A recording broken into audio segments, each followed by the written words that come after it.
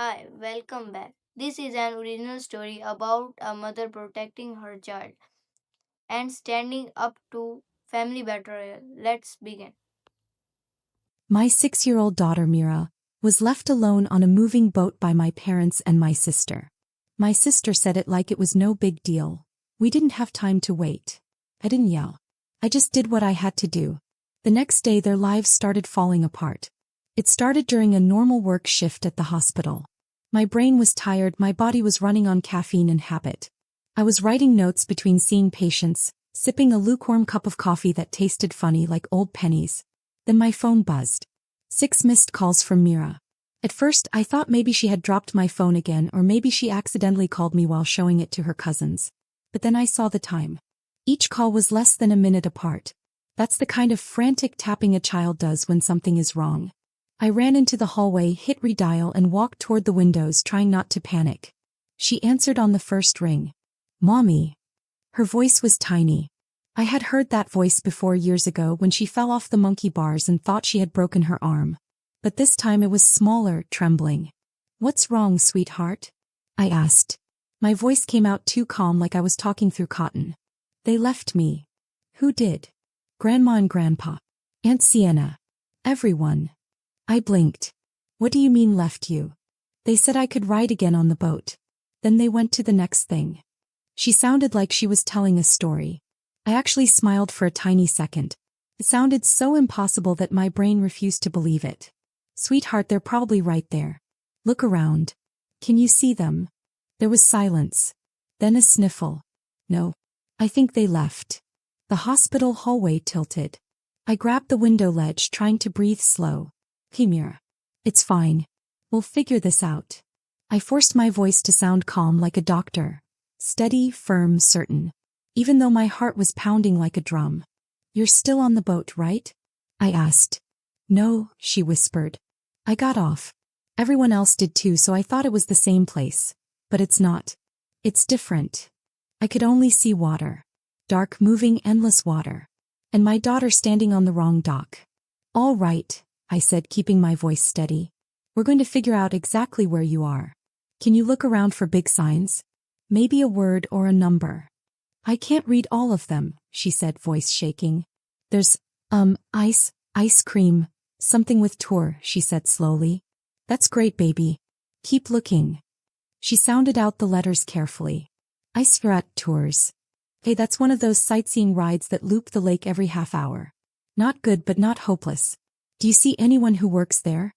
A grown-up with a name tag. There's a lady selling tickets. Perfect. Go to her.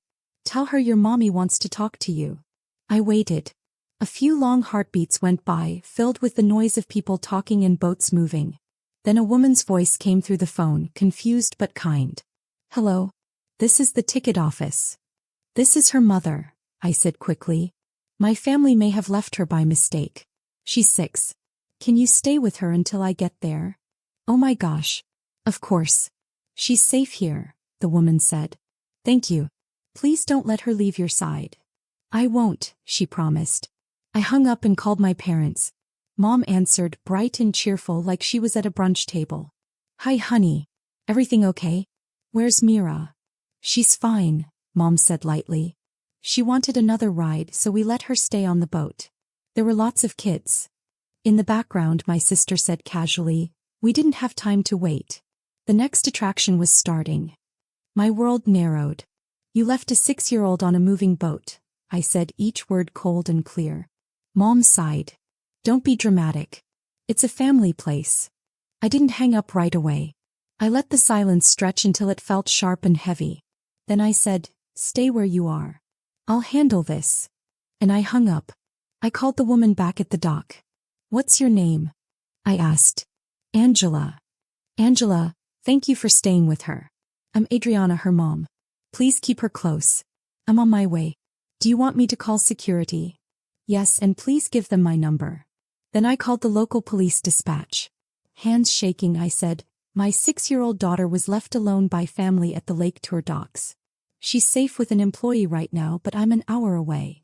The dispatcher didn't waste a second. We'll send an officer to stay with her. Drive safely, ma'am.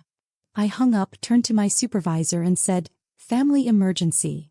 One look at my face and they nodded. Go. The drive felt endless. Rain started halfway there, thin and steady, blurring everything. I stayed on the phone with the officer at the dock. "She likes to draw," the officer said. I gripped the steering wheel tighter. Every red light felt like a personal insult. When I called again, Mira's voice was small but steadier. "They gave me a blanket," she said. "They said, you're coming." "I am, baby. I'm close. You did everything right. Am I in trouble?" "No, sweetheart. You're my hero." An hour later, I ran into the police station, still in scrubs, rain dripping from my sleeves. Mira sat on a bench wrapped in a blanket that looked 3 sizes too big. When she saw me, she dropped her stuffed bunny and ran. I caught her mid-jump and held her so tight I could feel her little heartbeat through her jacket. The officer standing nearby cleared his throat. "She was exactly where you said she'd be, Dr. Morales. She's shaken but okay." I nodded, unable to speak. I thanked the officer, gathered her few belongings and walked Mira out into the damp night. The parking lot was empty, except for reflections of streetlights and puddles. Mira leaned against my shoulder, exhausted. "It's over now," I told her. "You're safe." As we drove away on slick, shiny roads, one thought stayed in my mind. Whatever existed between me and my family ended tonight. They thought this would just blow over. They had no idea what was coming. The night after the boat accident, I couldn't sleep. I sat on the edge of Mira's bed, watching her breathe, scared that she might disappear if I blinked. She was curled up under her blanket, still holding the stuffed bunny the police officer had given her. Every once in a while she would move a little and mumble something in her sleep.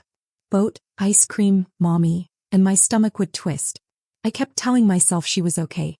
She was safe, warm, alive. But I couldn't stop thinking about what they did. My parents, my sister, my family, they left her. Rowan came in around midnight. He was still in his doctor clothes and smelled like the hospital. He looked at me and didn't ask the questions I expected. He just handed me a mug of tea and sat down. "You should lie down," he said softly. "I'm fine," I said. "You've been staring at her for 3 hours. Soon it will be 4, he said. He didn't argue. That's one reason I married him. He knows when I've had enough. By 2 a.m. the tea was cold. My throat was dry. And the anger I felt had changed into something sharper. This didn't start with the boat. It started a long time ago. I grew up 3 years older than Sienna, 3 years wiser, and 3 years blamed for everything. My parents would say things like, "You have to set an example. Make us proud." Then they would hand me a broom while Sienna spun in circles, laughing because everyone thought she was adorable. When I was 9, I spent the summer folding laundry and babysitting her. When she was 9, my parents praised her for helping mommy. Helping how? Just by existing. That was the pattern. I got good grades. She got applause. I got lectures. She got dessert. I should have known it wouldn't stop when we grew up. Sienna went to college for something that looked good on Instagram and married Derek before she even finished school. 3 kids in 6 years. A project she never talks about, and a husband who changes jobs all the time.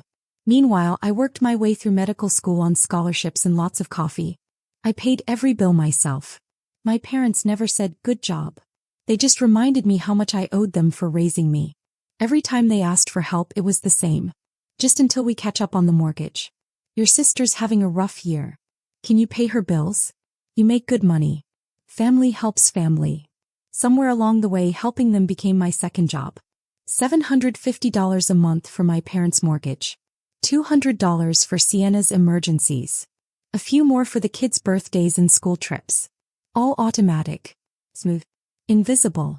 The price for peace. And like a fool I kept paying it. Then came the trip. Sienna called it a little getaway for cousins. I called it manipulation with a smile. "Come on, Adriana," she said. "It's only an hour away. Mira will have fun. You're always working. Let her make memories." Translation. Pay for it. I told her I couldn't come. Weekend shift, short-staffed, same old story. Sienna said, "Then at least cover the tickets." "You're the one with the good salary," Mom added. "You know they can't afford it. Don't be selfish." So I paid for everyone. Boat rides, attractions, snacks. Over $1,000 for a trip I didn't even go on. The trip where they left my daughter alone on a moving boat. That thought hit me like a punch. I stared at the receipts on the counter and felt my throat tighten. By the next morning, the numbness was gone, replaced by something colder. I sat at the table, opened my laptop, and filled out the online police form. Report of child abandonment. Location, Clearwater Lake Tour Docks. I typed their names. Mom, Dad, Sienna, Derek. My fingers shook, but not from fear. From relief. When I clicked submit, it felt like breathing for the first time in years. Not revenge. Just truth. Rowan walked in as I closed the laptop. He looked at me expressionless. Did you do it? Yes, I nodded once. Good, he said and went to work without another word. That afternoon, Mira drew a picture of a boat. She gave it to me with a shy smile. For you. I took it, heart aching, and taped it to the fridge. Then I made a promise to myself. No more being the responsible one. No more paying for other people's carelessness. No more being mistreated. And for the first time I actually meant it. There's a kind of quiet that feels louder than yelling. That's what my house sounded like the morning I decided to stop paying the family bills. Coffee was warming on the counter. Mira was still asleep, curled in a nest of pink blankets. Rowan had left for his early shift. I sat in my robe at the kitchen table, laptop open, bank account glowing like an accusation. Half the mortgage, $750. Family allowance for Sienna, $200. Utilities, $90. A few other automatic payments. Every month, money slipping out of me like a slow bleed. Each confirmation screen felt like breathing.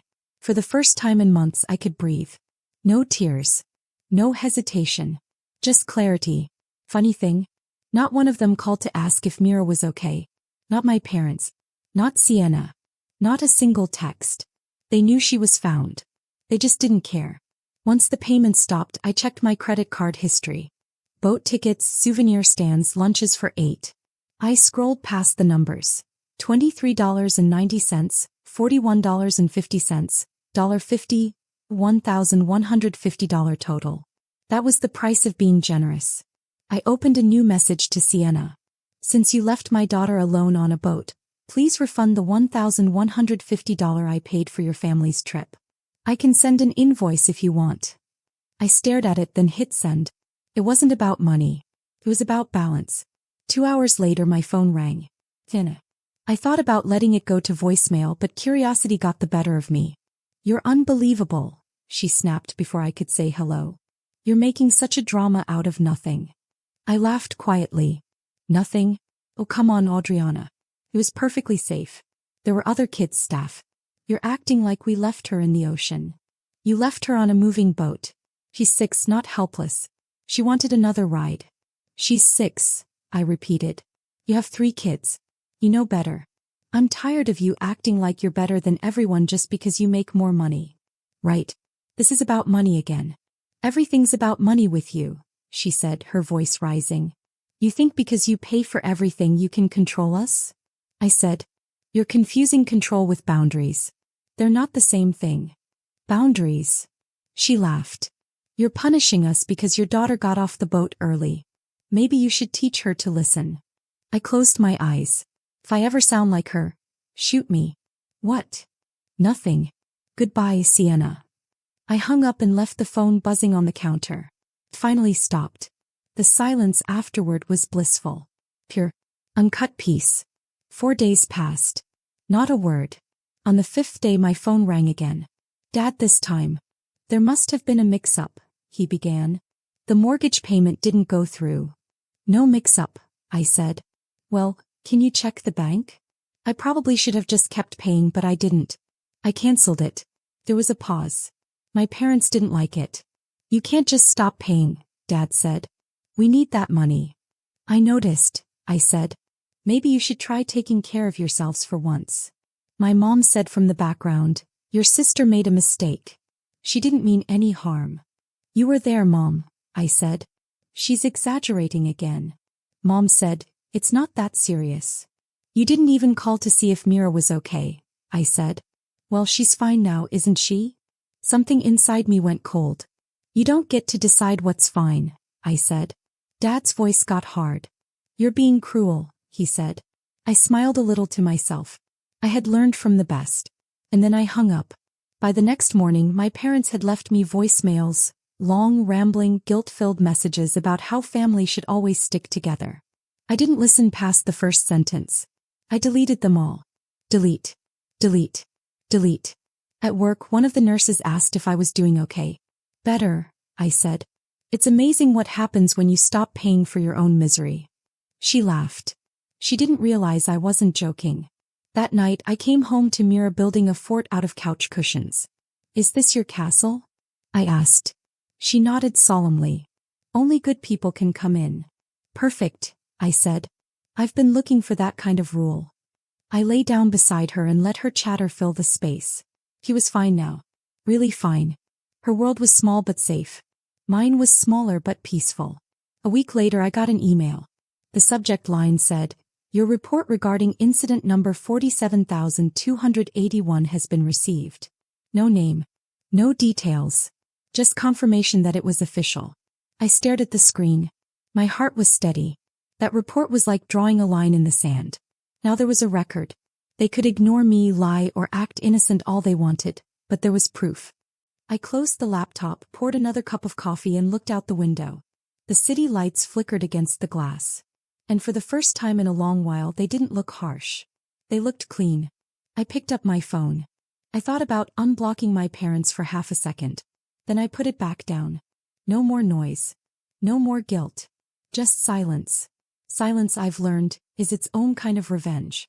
It took them a week to make their next move. 7 whole days of silence. 7 days where I almost thought they were done. Then Mira came home from school and shattered that illusion with one sentence. She was quiet when I picked her up, which wasn't unusual. 6-year-olds run out of words by 3 p.m. But halfway through the drive, she started fidgeting with her backpack strap. Then her voice cracked. "Mommy." "Yeah, baby.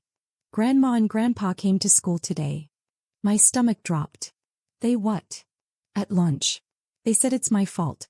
They said you should start paying again so we can all be a family." For a second, I didn't register the words. Then it hit me all at once, heat, anger, disbelief, all crowding my chest. I pulled over so fast my seatbelt caught my shoulder. "Mira, listen to me." I turned around and took her hands. "You did nothing wrong. None of this is your fault." He sniffled. "They said I was bad because I got off the boat." I felt my jaw lock. "You were scared. They left you there, not the other way around." She looked up at me with tear-filled eyes. "Are you mad at them?"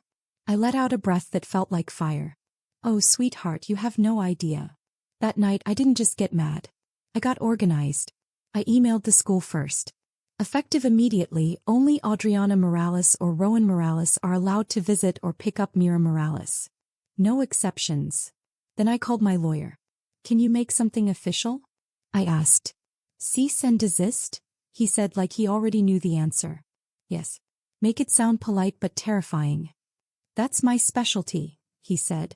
By midnight, the emails were sent. I didn't cry. I didn't pace. I just sat there on the couch watching the clock tick, waiting for the rage to burn itself out. It didn't. 3 days later, the smear campaign began. It started with a text from a cousin. "Hey, I don't know what's going on, but your mom says you're demanding money from her." An hour later, a coworker cornered me by the coffee machine. "Everything okay? Your sister posted something about ungrateful daughters." I laughed. "She spelled ungrateful wrong, didn't she?" He blinked. Yeah, figures." I walked away. By day's end, my phone was like a slot machine of accusations. "You're punishing your family. Your parents are heartbroken. You've changed." They made me sound like a cartoon villain. For a moment, it almost worked. I almost felt guilty. Then I remembered my daughter's voice saying, "They said it's my fault." On the 5th day, I snapped. I opened a blank email, added every relative I could think of, and typed. "For clarity, I've paid $750 a month toward Mom and Dad's mortgage for the past 5 years. I've also covered utilities, insurance, and given Sienna $200 monthly for emergencies. Receipts attached." 2 weeks ago, my family abandoned my 6-year-old daughter on a moving boat. They left her alone while they went to another attraction. I filed a police report for child endangerment. Documentation available upon request. That's the truth. Make of it what you will. I reread it twice, not to soften it but to savor the precision. Then I hit send. It didn't take long. Within an hour the phone started lighting up. Apologies. Disbelief. By morning sympathy was on my side. Mom's posts disappeared. Sienna's ungrateful daughter status was replaced by a photo of her coffee. Victory tasted like espresso and exhaustion. A week later Karma called, or rather a cousin did. Hey, don't freak out, but apparently Child Protective Services visited Sienna's house. I froze mid-step. What? Someone must have flagged it. Maybe the report. She's losing it. I exhaled slowly. Well, actions have consequences. That night my phone lit up again. Angry texts. Voicemails. The whole circus. Mom, because of you, your sister could lose her children. Dad, you've destroyed this family. Sienna, you're jealous of me. Jealous. That one almost made me laugh. I blocked them all. The silence that followed felt like closing a heavy door. Weeks turned into months. Without my money, Mom and Dad's world started shrinking. First it was small things. Mom stopped coloring her hair. Dad sold his fishing gear. Then came the house. I heard from a distant cousin that they sold it. Apparently downsizing. I also heard about Sienna's Child Protective Services visit. They didn't take her kids, but she and Derek had to go to parenting classes every week. Everyone whispered about it. Old friends stopped inviting them places. Even Mom called it humiliating. It should have felt satisfying, but it didn't. It just felt done, like a chapter finally ran out of ink. That night I came home to find Mira at the table, pencil flying across her homework. She looked up, serious. Are they still mad at us? Probably, I said. Does it matter? Not anymore. The phone buzzed. A number I didn't recognize. I flipped it over. Screened it down. Mira smiled a little. Who was it? No one worth answering, I said. I thought about all the years I spent buying their love, thinking guilt was loyalty. Turns out peace doesn't sound like forgiveness. It sounds like a quiet kitchen. A humming child. A phone that finally stops ringing. They taught me silence. I taught myself peace.